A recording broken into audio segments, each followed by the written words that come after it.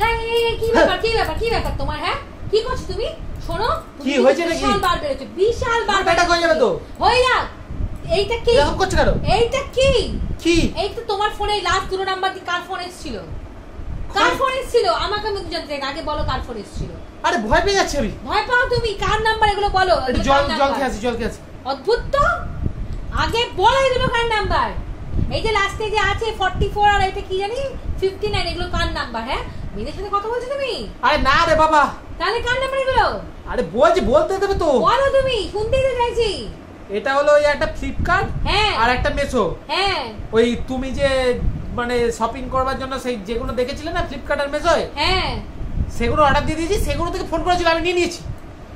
নিয়ে রেখে দিয়েছি, সব রেখে দিয়েছি।